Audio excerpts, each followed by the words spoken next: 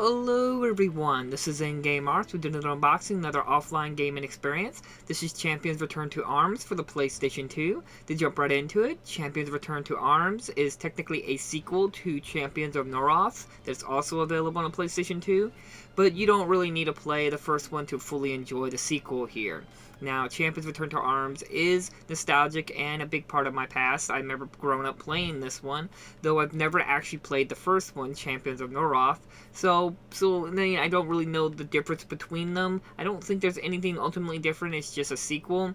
But Champions Return to Arms has some big factors of memory for me, as I remember growing up playing with my brother and sisters on it. Now, to go into it, Champions Return to Arms is kind of like your Diablo-esque kind of RPG, top-down, looter kind of style game.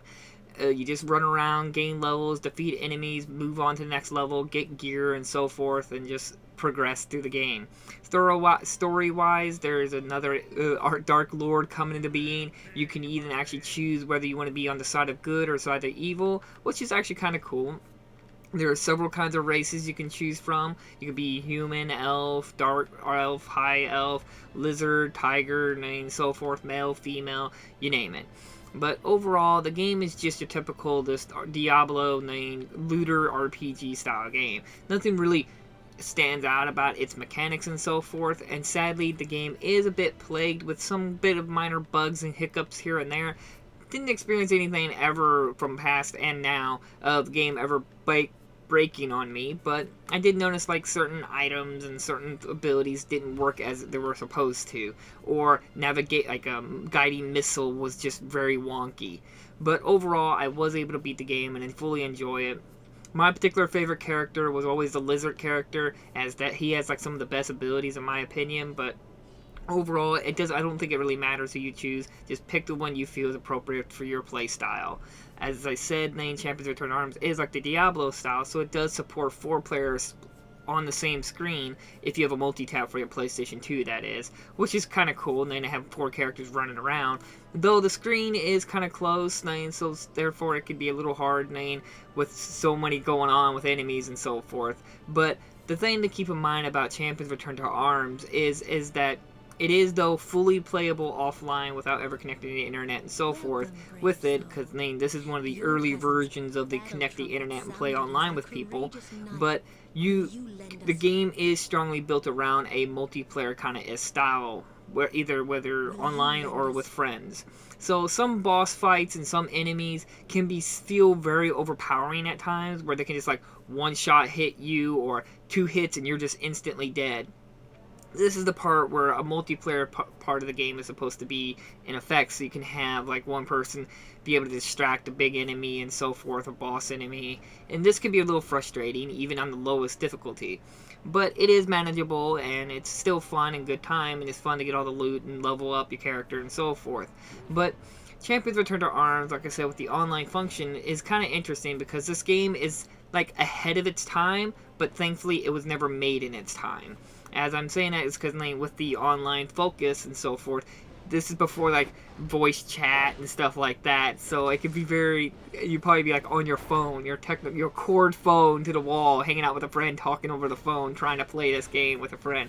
I can see that being some memory for some people, but why I say it thankfully it was not made in this time is that lots of these kinds of games lately have been set forth, like let's say the recent game that came out on PlayStation 5, Godfall, which has a internet required all the time, even if you play them by yourself. While a game like this has the same feature, but you don't need 24/7 hour full internet connection just to play by yourself.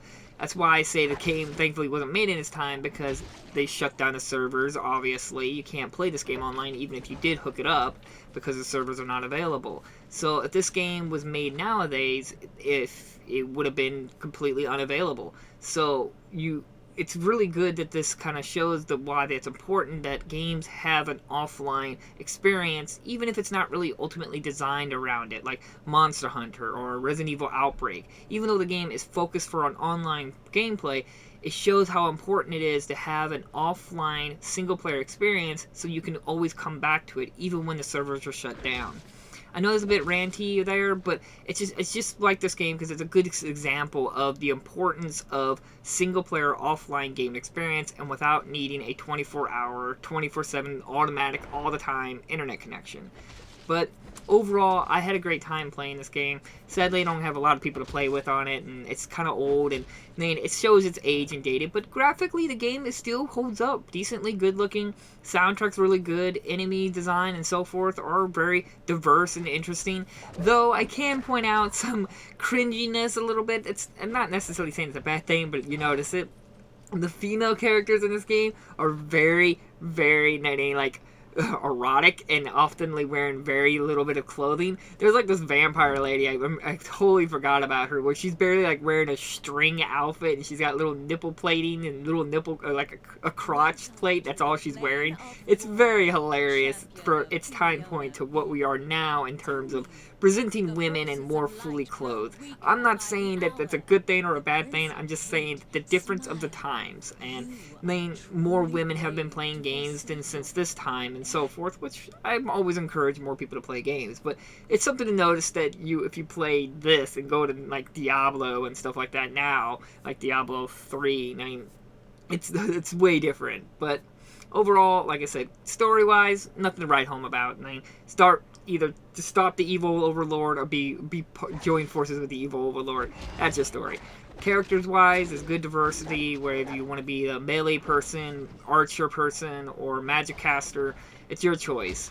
Overall, yes, it's nothing amazing. It's not truly going to blow you away, especially with expectations of nowadays. But coming back to it, it's just still a gem. It's still a fun little game, and to be able to dive yourself into for the old RPG-esque looter. That's all I can really say. Maybe because I have not a nostalgic factor to it, but I haven't played this game in a long time, and I forgot a lot of it, and I still had fun. So, in my opinion, if you could find it, I recommend picking it up as an RPG enthusiast like I am. It's always fun to come back to these old RPGs and just see where we've started and where we've come, and just enjoying these kinds of games. So, like always, I'll try to leave links down in the description if you're interested in a copy. I say look it up, because I mean, it's a very good game, even with its minor bugs and minor genericness to it, but overall, it's a sweet little gem, I think, of a game of its past, and it would be amazing to actually see this game get like a remaster or a port over or anything. I don't know about a remake, because nowadays standards and stuff like that, but definitely a port for the PS5 or PS4, because this is only available on PlayStation 2. This is not available on any other console or even on PC. So this game is only available on PlayStation 2, which is kind of sad, because that means this game could fade away from time. So, in my opinion, look it up before it's too late. So, thank you all for watching, and I'll see you guys in my next unboxing video. Bye!